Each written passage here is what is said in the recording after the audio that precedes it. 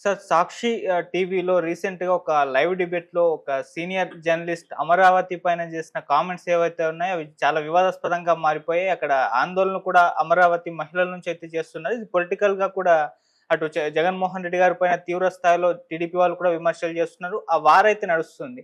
అంటే ఈ కామెంట్స్‌ని మరి ఈ స్థాయిలో చేయడం ఎంతవరకు కరెక్ట్ అంటారు? ఆ కామెంట్స్ పైన మీ ఒపీనియన్ ఏంటి? అంటే ఏ రకమైన అభిప్రాయాన్నైనా గౌరవప్రదంగా వ్యక్తీకరించటం అనేది అవసరం. ఏ వేదిక మీద నుంచి మాట్లాడుతున్నప్పటికీ, మాట్లాడటం అనేది ఒక గురుస్థానంగానే భావించాల్సుంటుంది.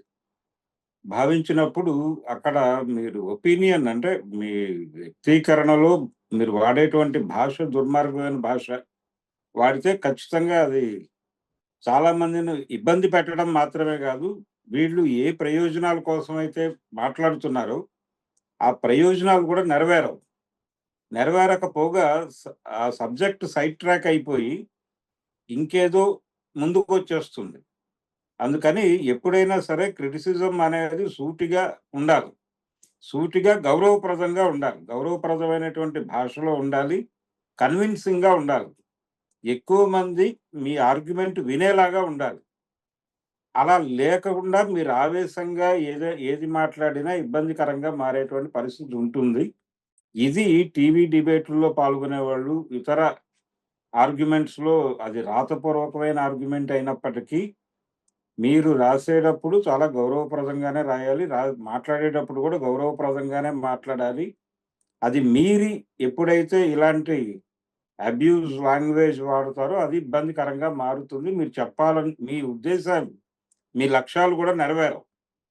ఎందుకు ఇలాంటి నిష్ప్రయోజనమైనటువంటి వ్యవహారాలు చేస్తారు? గతంలో కూడా టీవీ5లో ఇలాంటి ఒక ప్రస్తావన నడిచింది. సినిమా పరిశ్రమ గురించి ఒక ప్రముఖ టీవీ డిబేట్ చేసేటువంటి ఒక యాంకర్ గారు, ఆయన తొందరపడి ఇదే మాట వాడాడు. సినిమా పరిశ్రమ మీద ఇప్పుడు ఆయన అమరావతి గురించి ఏం మాట్లాడాడో కృష్ణరాజు, అలాంటి మాటే సినిమా పరిశ్రమలో వీళ్ళు ఉండరా అన్నాడు.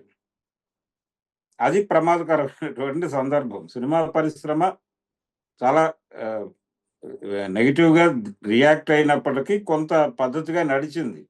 కానీ ఇక్కడ పొలిటికల్ మోటివ్స్ ఉన్నాయి. ఇది ఒక ఏరియాకి సంబంధించిన వ్యవహారం.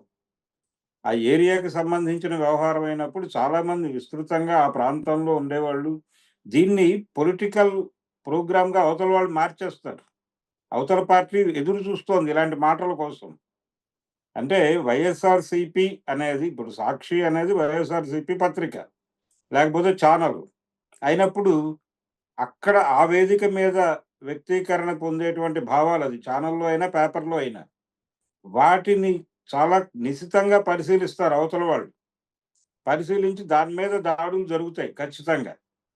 దీన్ని దృష్టిలో పెట్టుకొని అవతల వాళ్ళని తమ మీద అనవసరమైన దాడులు చేయటానికి అవకాశం కల్పించే పద్ధతిలో పేపర్‌లో రాతలు గాని, ఛానల్‌లో మాటలు గాని నడవకూడదు. కొంచెం పద్ధతిగా వెళ్ళాలి. ఇప్పుడు ఆ మధ్య ఏదో టీవీ డిబేట్‌లో వాళ్ళు రెడ్ బుక్ అన్నారు కాబట్టి వీళ్ళు ఇక్కడ ఒక కార్యకర్త బ్లూ బుక్ చూపించాడు. అది పర్లేదు. అది కొంతవరకు పర్వాలేదు. మేము కూడా బుక్స్ మెయింటైన్ చేస్తాం. మాకు బుక్స్ మెయింటైన్ చేయటం వచ్చు.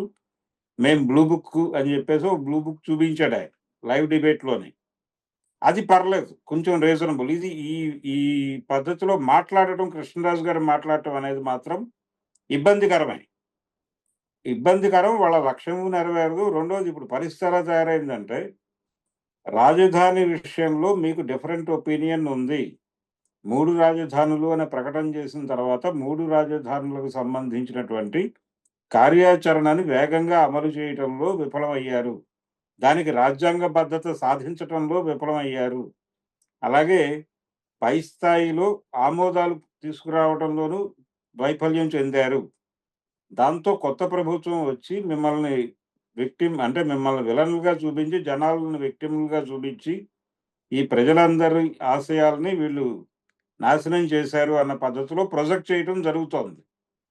ఈ ప్రొజెక్ట్ చేయడానికి ఒక అవకాశం మీరు కల్పించేశారు ఆల్రెడీ. ఈ కల్పించిన తర్వాత ఇప్పుడు అమరావతిని కాదంటే అసలు వైసీపీకి పుట్టగతులుండవు అన్న ధోరణిలో తీసుకెళ్తున్నారు. మేము దీనికి అన్ని విధాలా కట్టుదిట్టమైన ఏర్పాట్లు చేస్తున్నాం. కాన్స్టిట్యూషనల్‌గా దీన్ని ఎవరు కదిలించలేనటువంటి పటిష్టమైనటువంటి అన్ని వైపులా యంత్రాలు బిగుస్తున్నాం అన్న టైప్‌లో చంద్రబాబు నాయుడు గారు చెప్తున్నాడు. చెయ్యొచ్చు, తప్పేం లేదు. ఇప్పుడు ఆయన చేస్తున్నటువంటి పనుల్లో కూడా అనేక తప్పులున్నాయి. ఇప్పుడు ఆయన అభివృద్ధి మొత్తాన్ని తెచ్చి అమరావతిలో కుప్పపోసేటువంటి ప్రయత్నం చేస్తున్నాడు. మొత్తం అన్నీ అమరావతిలోనే పెట్టేస్తే మొత్తం అందరూ అమరావతితో లింక్ అయిపోయి అమరావతికి వచ్చి రాక తప్పని పరిస్థితి. ఇప్పుడు హైదరాబాద్ ఎలాగైతే ఆ రోజుల్లో ఒకే అభివృద్ధి నమూనాగా అభివృద్ధి చెంది ఉమ్మడి రాష్ట్రంలో ఎవరు డిగ్రీ పాస్ అయినా గాని అక్కడికొచ్చి బతుకుతెరువు వెతుక్కునేటువంటి పరిస్థితి వచ్చింది ఆ రోజున. అది రావటం వలనే హైదరాబాద్ ఉమ్మడి రాష్ట్రానికి రాజధానిగా ఉండటం లేదనగానే అందరూ ఒక్కసారి తల్లడిల్లారు. ఇప్పుడు కూడా అదే తప్పు చేస్తున్నాడు చంద్రబాబు నాయుడు గారు. మొత్తం అభివృద్ధి అంతా అమరావతిలో కుప్పపోయటం వలన అమరావతి చుట్టే తిరుగుతుంది మొత్తం ప్రపంచం. అలా కాకుండా జగన్మోహన్ రెడ్డి అభిప్రాయం కరెక్టే. నిజానికి అలా డివిజన్ జరగటం అనేది మంచిదే. ప్రతి ప్రాంతంలోనూ అభివృద్ధి జరగాలి. ఎక్కడికక్కడ ఆ ప్రాంతీయ అభివృద్ధి జరిగితే అక్కడి వాళ్ళు అక్కడ అకామిడేట్ అవుతారు. ఆ కండిషన్ ఉంటే బావుంటుంది అనేది చాలా కాలంగా చాలామంది అభిప్రాయం. రాయలసీమ ఒక డెవలప్‌మెంట్ సెంటర్ ఉండాలి. ఉత్తరాంధ్రలో ఒక డెవలప్‌మెంట్ సెంటర్ ఉండాలి. వాటి అభివృద్ధికి దోహదపడేలాగా అంటే వాటిని ఒక కీలకమైనటువంటి ప్రభుత్వ కార్యక్రమాలు జరగటానికి ఒక కీలక భాగస్వామిగా మారిస్తే కొంచెం డెవలప్‌మెంటల్ యాక్టివిటీ అక్కడ ఎక్కువ జరుగుతుంది అనేది ఒక ఆశ చాలా మందికుంది. ఆ ఉద్దేశంతోనే మహారాష్ట్రలో నాగ్‌పూర్‌ని సెకండ్ క్యాపిటల్‌గా చేశారు వాళ్ళు. అలాంటివి జరుగుతాయి చాలా చోట్ల. ఇక్కడ చంద్రబాబు నాయుడు గారు కూడా అలాంటి పద్ధతిలో వెళితే మంచిది ఇప్పటికైనా. ఆయన ముఖ్యమంత్రి కావటానికి ముందు 2014 ఎన్నికల కంటే ముందు జరిగినటువంటి డిబేట్స్‌లో తెలంగాణ ఏర్పడిన తర్వాత జరిగినటువంటి డిబేట్స్‌లో ఆయన క్లియర్‌గా చెప్పిన అభిప్రాయం ఇదే. ప్రతి ప్రాంతాన్ని అభివృద్ధి చేయటానికి ఒక సమగ్రమైనటువంటి ప్రణాళికలు మేము రచిస్తాము అని చెప్పాడాయన. కానీ ఆచరణలో జరగల. దీని వలన ఏం జరుగుతుంది? నెమ్మదిగా ఉత్తరాంధ్రలో నిరసన ధ్వనులు వినిపిస్తాయి. అలాగే రాయలసీమ నుంచి నిరసన ధ్వనులు వినిపించే అవకాశం ఉంది. వేర్పాటువాద ఉద్యమాలకు అక్కడ ఒక ప్రాతిపదిక ఉంది. మేము వీళ్ళతో కలిసి ఉండం, ప్రత్యేక రాయలసీమ అనే ఒక ఒపీనియన్ వాళ్ళకి అక్కడ ఉంది. అలాగే కళింగాంధ్ర అనే పేరుతో ఉత్తరాంధ్ర మొత్తం మేము విడిగా పరిపాలించుకుంటామనే అభిప్రాయం అక్కడ ఉంది. ఈ అభిప్రాయాలు బలంగా ఉన్న ప్రాంతాల అభివృద్ధి మీద ప్రభుత్వం ప్రత్యేకంగా శ్రద్ధ పెట్టకపోతే ఇవి ఈ డిమాండ్‌లు ముందుకొచ్చే ఛాన్సెస్ ఉన్నాయి. అందుకని జగన్ గారు చేసినవన్నీ తప్పు అని కొట్టేయటము తప్పే. చంద్రబాబు గారు చేసేవి ప్రతిదీ రైటే అనుకోవటము తప్పే.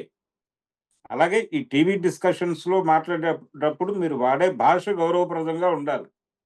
ఖచ్చితంగా మీ అభిప్రాయాన్ని నిర్మొహమాటంగా ప్రకటించాలి కానీ, దానికి ఏదో ఎమోషనల్ కంటెంట్ యాడ్ చేస్తున్నాను అనే భ్రమలో ఏదేదో మాట్లాడటం వల్ల మీ లక్ష్యానికి మీరే దూరం అవుతారు. మీ లక్ష్యం వైపు ఆడియన్స్‌ని డ్రైవ్ చేయాల్సింది పోయి, వాళ్ళని వ్యతిరేకులుగా మార్చుకుంటారు ఇలాంటి పదాలు వాడటం వలన. అందుకని పర్టిక్యులర్‌గా అమరావతిని ఇబ్బంది పెట్టడం, అమరావతిని ఏదో వ్యక్తిగతంగా ఒక బ్రాండ్ చేసే పద్ధతిలో మాట్లాడటం కన్నా కూడా, ఎందుకు అమరావతిని మేము కాదంటున్నాము అనే దాని మీద ఒక స్పష్టమైనటువంటి, గౌరవప్రదమైనటువంటి ఆర్గ్యుమెంట్‌ని ప్రతిపాదించండి. ఆ ప్రతిపాదిస్తే కనీసంగా ప్రజలు మీ వైపు ట్రావెల్ అవుతారు. అలా కాకుండా మీరు వేగ్‌గా ఇలాంటి మాటలు మాట్లాడేస్తే వాళ్ళు పక్కకి జరిగి ఎళ్ళిపోతారు. అందుకని మీ గొయ్యి మీరే తవ్వుకున్న వాళ్ళవుతారు. అందుకని కొంచెం గౌరవప్రదమైనటువంటి భాష, గౌరవప్రదంగా మీరొక కన్‌స్ట్రక్టివ్ క్రిటిసిజంని గౌరవప్రదంగా ప్రెజెంట్ చేయటం ఎలాగో నేర్చుకోండి. అది చేయవలసింది. అది తప్ప ఇలాంటి చౌకబారు మాటలు మాట్లాడటం అనేది ఖచ్చితంగా తప్పే. ఇది ఎవరైనా ఖండించి తీరాల్సినటువంటి అవసరం ఉంది. Thank you so much sir.